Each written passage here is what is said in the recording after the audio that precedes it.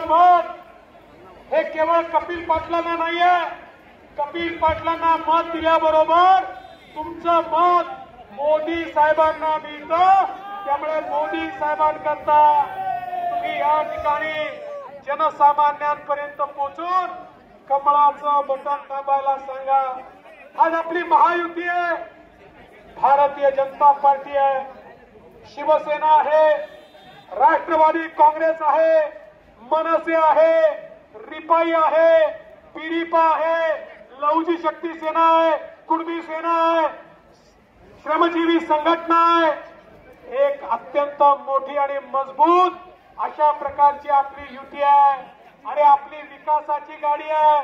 आपल्या विकासाच्या गाडीमध्ये मोदीजींचं इंजिन आहे आणि त्याला या सगळ्या पक्षांचे डब्बे लागले आहे. दीन दलित गोर गरीब आदिवासी शेतकरी शेतमजूर महिला अल्पसंख्याक भटके विमुक्त सगळ्यांना आपल्या गाडीमध्ये जागा आहे.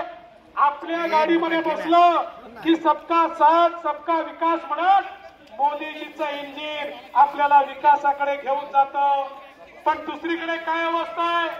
दुसरीकडे राहुल गांधी आहेत, ते म्हणतात मी नेता आहे, त्यांच्या नेतृत्वात 26 पक्षांची खिचडी तयार झाली आहे.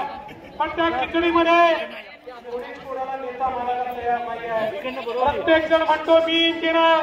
राहुल गांधी म्हणतात मी इंजिन आहे, शरद पवार साहेब म्हणतात मी इंजिन आहे, उद्धव ठाकरेजी म्हणतात मी इंजिन आहे, स्टॅलिन म्हणतो मी इंजिन आहे, ममता बॅनर्जी म्हणते मी इंजिन आहे, मुलायमचा मुलगा म्हणतो मी इंजिन आहे, लालूचा मुलगा म्हणतो मी इंजिन आहे. तिथे डब्बेच नाही आहे. माझा तुम्हाला सवाल आहे, इंजिन मध्ये बसायला किती लोकांना जागा असते? फक्त त्या ठिकाणी ड्रायव्हर बसू शकतो. लक्षात ठेवा, राहुल गांधीच्या इंजिन मध्ये सोनियाजी आणि प्रियंकाजीला जागा आहे. शरद पवार साहेबांच्या इंजिन मध्ये फक्त सुप्रिया सुळेंना जागा आहे आणि उद्धव ठाकरेंच्या इंजिन मध्ये फक्त आदित्य ठाकरेला जागा आहे. तुमच्याकरता त्यांच्याकडे जागा नाही आहे. तुम्ही ज्या क्षणी कमळाची बटन दाबाल त्या क्षणी कपिल पाटील साहेब भिवंडी मतदारसंघाची बोगी मोदीजींच्या इंजिनला लावली.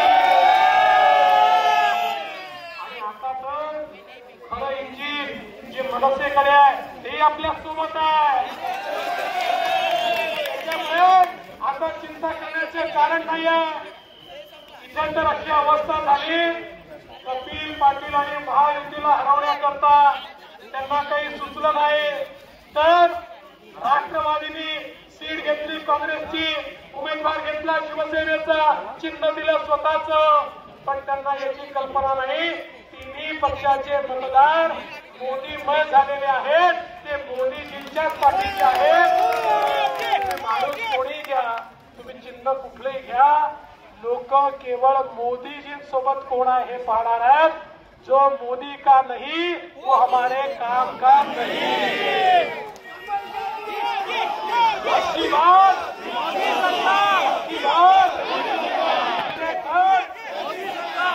आपण बघितलं, कपिल पाटील साहेबांनी सांगितलं गेल्या 10 वर्षामध्ये मी मुख्यमंत्री असताना आणि आता एकनाथराव शिंदेजी मुख्यमंत्री असताना भिवंडीचं चित्र आम्ही बदलून दाखवलं. आज या ठिकाणी मेट्रो येते आहे, पिण्याच्या पाण्याच्या योजना होत आहेत, हायवेज येत आहेत, रस्ते येत आहेत, फ्लायओव्हर येत आहेत, पूल येत आहेत, वेगवेगळ्या प्रकारची कामं ही मोठ्या प्रमाणात या ठिकाणी होताना आपल्याला दिसतात. ही कामं यापूर्वी कधी होत नव्हती. मोदीजींनी आपल्याला आशीर्वाद दिला तर 7,000 कोटी रुपयाची मेट्रो आली. येत्या वर्ष 2 वर्षामध्ये आपण मेट्रो मध्ये बसून प्रवास करू. ही अवस्था या ठिकाणी होत आहे. 80% काम मेट्रोचं पूर्ण झालेलं आहे. 30% काम पूर्ण करून ही मेट्रो आपल्याला या ठिकाणी कनेक्टिव्हिटी देणार आहे. बंधू भगिनींनो, काम करणाऱ्यांच्या पाठीशी उभं राहण्याची आवश्यकता आहे. आता काय परिस्थिती आहे बघा. आता देशात मतं मिळत नाही तर इंडिया आघाडीवाले पाकिस्तानमध्ये गेले. पाकिस्तानचा मंत्री फवाद चौधरी तो त्या ठिकाणी ट्वीट करतो आणि सांगतो भारत में तो राहुल का और इंडिया आघाड़ी का ही बोलबाला है. त्याला पाकिस्तानमध्ये भारतात राहुल गांधीचा बोलबाला दिसतो, कारण त्याला माहिती आहे अरे मोदीजी अजून जास्ती दिवस प्रधानमंत्री राहिले, आताच त्यांच्या हाती भिकेचा कटोरा आलाय, मोदीजी राहिले तर पाकिस्तानची काय अवस्था होईल. बंधू भगिनींनो, यांची अवस्था काय, पाकिस्तानात जाऊन मतं मागतायत. अरे आम्ही उज्ज्वल निकम यांच्यासारख्या देशभक्ताला त्या ठिकाणी सीट दिली तर हे काँग्रेस राष्ट्रवादीचे नेते, विरोधी पक्ष नेते त्या ठिकाणी म्हणतात उज्ज्वल निकम यांनी अजमल कसाबची बदनामी केली. आता यांना चिंता कोणाची आहे, अजमल कसाबच्या बदनामीची. ज्या अजमल कसाबने मुंबईमध्ये येऊन बॉम्बस्फोट केले त्या अजमल कसाबची यांना चिंता आहे. अरे महायुती उज्ज्वल निकमांच्या मागे आहे आणि ही महाविकास आघाडी अजमल कसाबच्या मागे आहे. तुम्हाला निर्णय करायचा आहे कोणाच्या पाठीशी आपल्याला उभं राहायचं आहे. आणि म्हणून बंधू भगिनींनो, ही साधी निवडणूक नाही आहे.